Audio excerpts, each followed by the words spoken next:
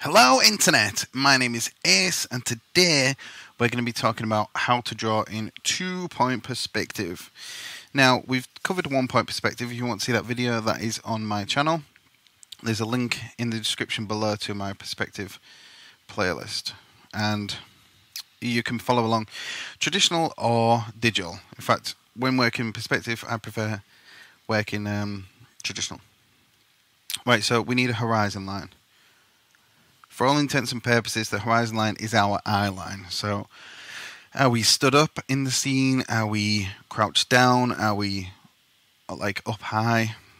So, I'm just going to do it. So, the horizon line is that. So, if we're crouched down low, you want it low. If we're not crouched down high. If we're up high, jumping or something, or tiptoes, you want it there. And we can do it about here for the just stood up basically. So this is just a ruler. You can in Photoshop or whatever, you can just use the line tool. In real life, a rail ruler. Right, so we just need 2 points for the perspective. So what is the point? I'm not talking about the existential question, what's the point of life?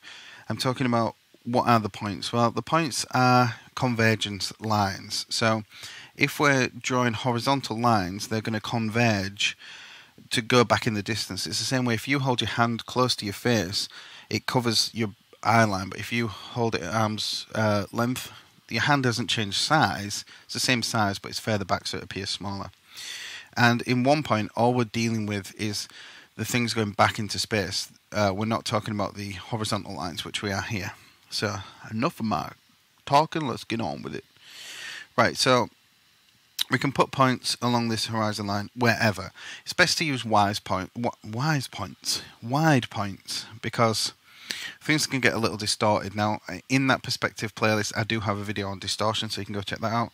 But and I will talk more about how to perfectly place vanishing points in a later video.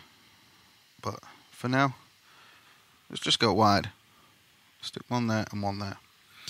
I hope you can see these. There's one there and there's one there. Right, in fact, let's leave those circles around. Going to be a lot more graphic and easy to understand. Now in Sketchbook Pro, we can just drag this ruler's point to touch the vanishing point and drag this one, and it will scale appropriately. If you're working traditionally, you just need your ruler to basically line through there. If you're working digitally and you don't have that tool, you can just drag your lines out like you would in Photoshop or whatever other software you're working in.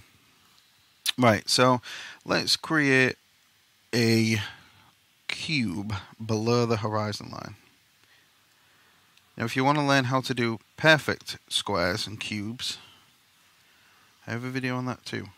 It's a little bit complicated to go into now because you can basically eyeball it for the majority of things. If you need a perfect cube for whatever reason, like I say, I do have a video on that, but it's quite a specialist thing. As illustrators, we can eyeball things most of the time. It's going to be accurate enough for our requirements. So I'm not going to do a perfect cube here. I'm just going to do something that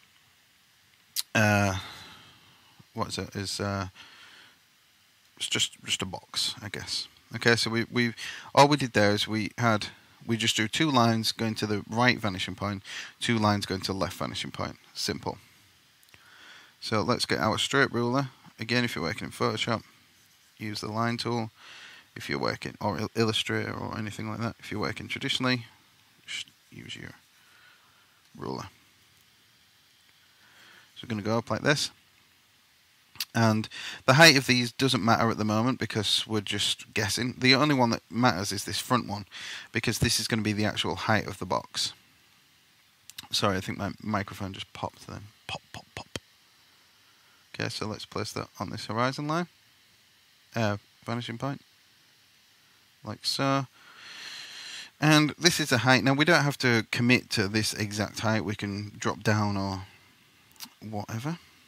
So we don't need to always draw back to this horizon line. And if you're working on paper, by the way, it's a good idea to not keep drawing back to that horizon line, because the paper gets like really, there's like tons of lines that kind of end up there, and it gets a bit messy and a bit difficult to find where your horizon point is. So you just kind of make sure your ruler's lined up and then draw the rest. And you can do this by eyeing it as well, which I do a lot of the time. I'll draw just without rulers, I guess. Right, so we just need to connect those points there. So all we did was we found that point there. I'll show you here. So on this one, on the right hand side box, we're finding where this intersects with this vertical line, and we're just drawing back. Again, you don't have to go all the way back. You can, but you don't have to. There we go. And then, oh, we forgot to do a vertical up from the bottom, but we can leave that for now. Then we need to go to the right hand vanishing point again. And perspective, I say this in all my perspective videos, but let's just find this point here, look. Where this crosses along here. And let's trace back. What I say is, I recommend not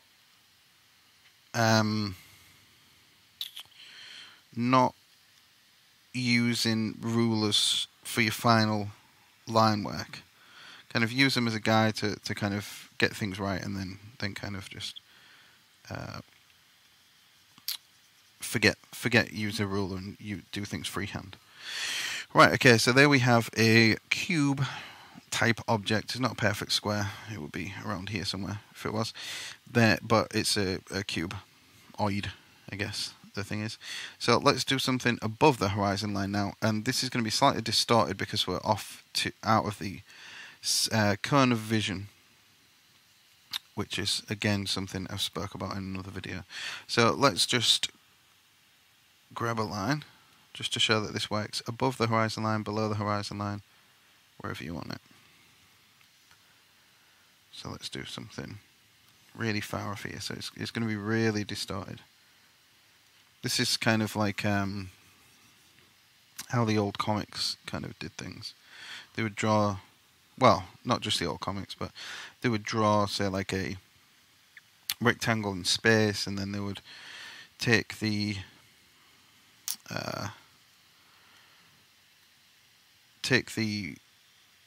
hero and place them within that space. Then they would have like dynamic drawings because they're in one 3-point perspective or 2-point perspective, but quite distorted like this. So let's just create something that we could, if we wanted to, place a superhero in. We're obviously not gonna. Right. There we go. So we're just finding all these points and just trying to vertical up. Don't worry about the height for now.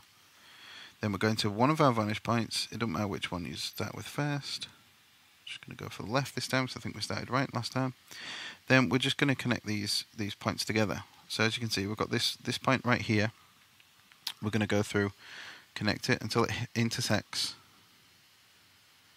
Then we need to grab the other point, which is around here, and find the point in which this intersects with this front one. In fact, yeah, like this. You can see this front line, because it intersected here at the back and it's intersecting here, so this is the height, like so. And we can go and find that back one, connect that like so. Now if you want super accurate perspective, then you do need to be very accurate with where you're placing things and make sure you're placing it exactly on the vanishing point, etc. I'm just rushing through this, so I'm not being as careful as I could, but that line there should join up and intersect correctly with that line there.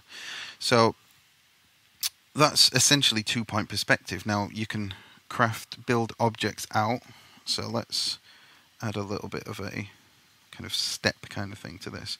Now if you want to learn how to fully draw steps in perspective with platforms, and it does, you can break out the step work, so it's uneven, or you can do anything like that. It's working from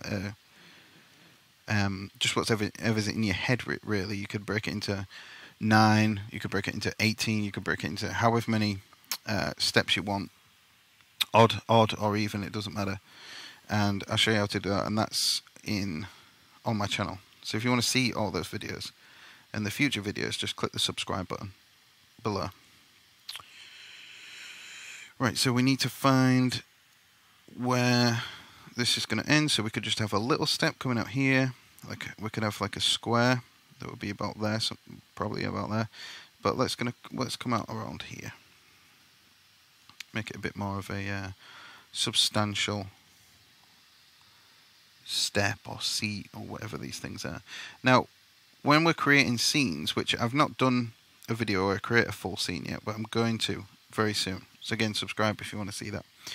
Well, what we do is we work things out into the most simplest forms first, like boxes and things like that. So I just didn't go far enough out with this bottom line. So if you had a table like this here, could be what could it be? I mean, if it was shorter, it could be a piano. It could be a seat. It could be there's endless things that this actually could be. So that's what we have to do. We have to break these into simple forms, create the perspective for them, and then flesh out those forms. There we go.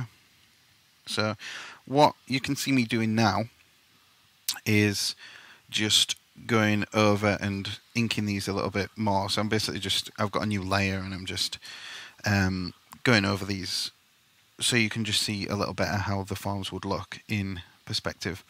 But yeah, this is how to draw in 2-point perspective. If you want to see how to draw in 1 point, then or 3 point, then go to my channel, click the like button, the subscribe button, do all those things down below, tick all the down belows, and leave a comment if this has helped. If not, and there's something you're still struggling with, just let me know what that is, and I will try my hardest to accommodate you and solve your problems.